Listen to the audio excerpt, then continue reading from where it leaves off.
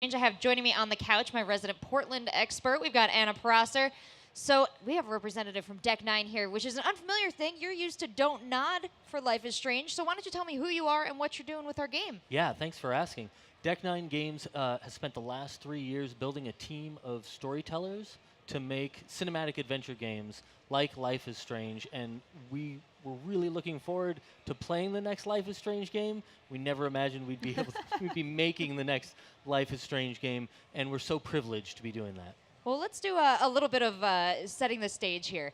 We played, a lot of us played Life is Strange, the original game. It was a really, really intense story. Now you are making the prequel to that story. How did you get involved in this story as fans, obviously, of the first game?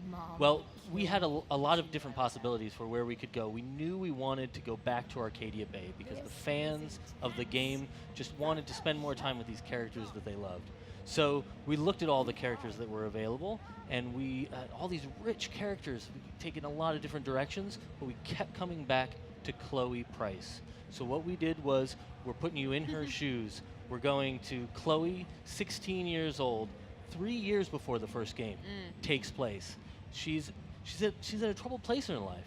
She's lost her father just not too long ago, 2 years prior. Her friend Max gone to Seattle. She doesn't communicate with her. She feels like she's alone against the whole world. School is falling apart, home life falling apart. Classic teenage angst, right? But what we're going to see is there's going to be a moment where she's going to meet the person who's going to change her whole life, and that person is Rachel Amber. Oh, man. Rachel. The only spoken word in the entire trailer was Rachel! So I knew you guys were calling to me specifically to play this game. And I'm really excited to hear it's about Chloe. Chloe was the character that really struck me. I played the entire game straight, and by the end of it, I had a blue wig and a hat on, and I was, weeping at the end of it all. But, how did you decide to run with Chloe here, and how does the game work without, Max being the main character? Yeah, right. Great question. So, first of all, Chloe, we were so intrigued by her because of her attitude, right? Yeah. Because how different she feels from Max. Max is timid and cautious. Chloe is not. Chloe is a wrecking ball. When she sets her sight on something, she's just going to clear the deck. She's going to get what she wants. That means the consequences of your choices, they're going to be tough, and you're going to have to live with them. One of the differences is Chloe does not have the ability to rewind time. Oh. In fact, we do not have a power in this game at all. For one thing, we That's said interesting. we think the heart of Life is Strange, what the fans really loved about it, are the relationships between relatable characters dealing with real-world problems. That's not to say we won't have the strange in Life is Strange. It'll absolutely be there. But it just didn't make sense for Chloe to have a power. That means we're doubling down on those consequences. You make a choice, Chloe's stuck with Wow. it, players stuck with it. I'm curious, when you're dealing with a prequel, how you go about making choices that definitely have impact when we already know where she ends up, So that must be an interesting challenge as a storyteller. Well, it's one of the reasons we went 3 years back. So we're going to see the very beginning of Chloe and Rachel's relationship. And we're going to take you in a story that you haven't seen before. Of course, Rachel's missing at the beginning of the first game. Yeah. But people know how that ends up. We didn't want to tell a story that people knew the ending of. So we're going that far back, and we're going to see their relationship blossom, and we're going to see Rachel, who is the perfect student, everybody's friend, all of that. We're going to Tell me see. more. We're going to see her perfect world maybe isn't quite so perfect. And she's going to save Chloe, but Chloe also is going to need to be there for Rachel. When you say that you took away the power and everything like that, does that mean that we are going to have a fully narrative experience, or will we have another gameplay mechanic that will kind of replace that? Yeah, so we're really excited to talk more about this in the future, but for now what I can say is we have a feature called Backtalk. Oh. And Backtalk is when Chloe has somebody in her way. She's going to use her sharp tongue. She's going to use her wit to get past them. She might humiliate the person into running away. She might make them so angry they make a mistake. She's going to use that's what she's got that's special, and and that's what she's going to use to get her way. Wow, so this sounds like this game is going to rely heavily on these interactions and this written narrative that you guys had laid out before us to follow this map. So Are you feeling really confident in how you fleshed out these characters? We have a wonderful writing team led by our lead writer, Zach Garris. They're doing a fantastic job of really building on the brilliant foundations that we inherited from Don't Nod and in these characters.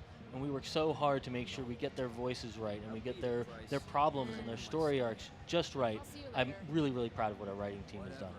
I'm so interested because I had a lot of people reach out to me after playing this game to be like, is that really what it's like to be a teenager in Oregon? Is that really what, is that what exactly I how you assume I grew up? played Anna Prosser, the grown Yeah. up years. So I'm curious, how much of this is trying to be faithful to a real human experience as a teenager and having that angst, and how much is kind of a magical retelling of something that is a little beyond what we would actually experience? Well, as I say, life is strange. Right. And there you will certainly see a lot of it. I feel like it's a heightened experience, and the style, even the visual style, how they presented those Oregon forests, Right. We take the character, if you're watching the gameplay here, we're in an old abandoned lumber mill outside of Arcadia Bay.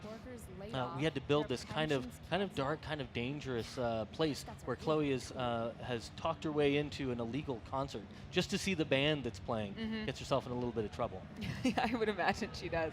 This looks really cool, and it looks like she's kind of getting put into a situation that's maybe like very mature for a 16-year-old. So I'm curious too, putting yourself into the mind of a 16-year-old and telling this story through her eyes. What was that like, and what does that enable you to do as a storyteller, and what restrictions does it maybe even put on you?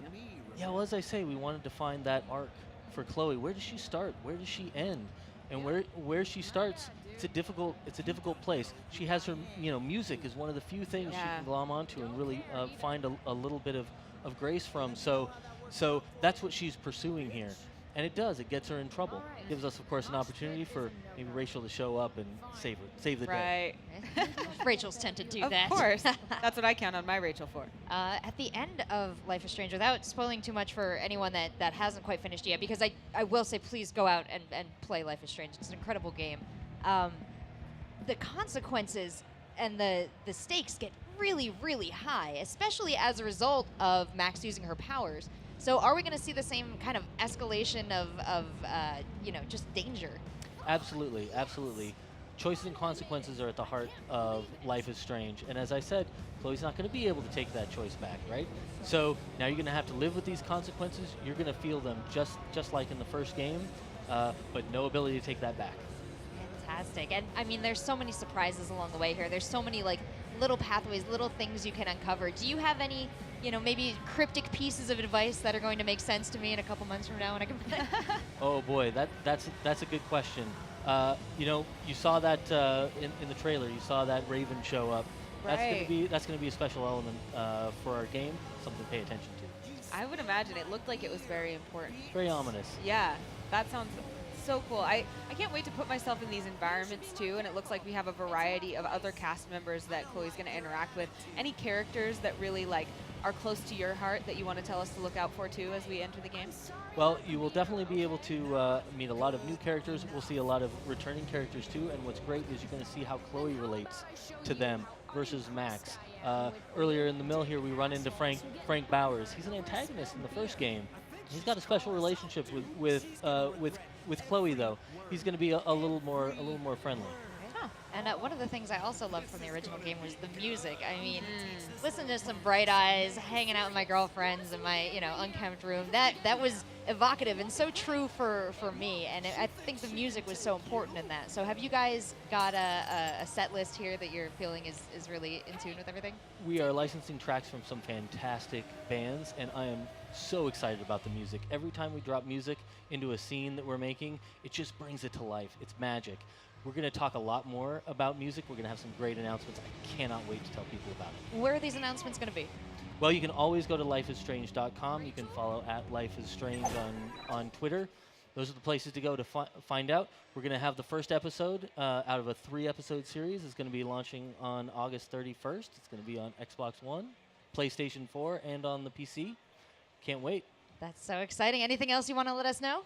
No, only that, we made this game for the fans. We're fans ourselves. We just really, really think they're going to love it. Awesome. I can't wait to get my hands on it. Thank you so much for bringing this out to show us. Thanks for having me. Thanks for making Such the a game, pleasure. too. And thank you guys for watching.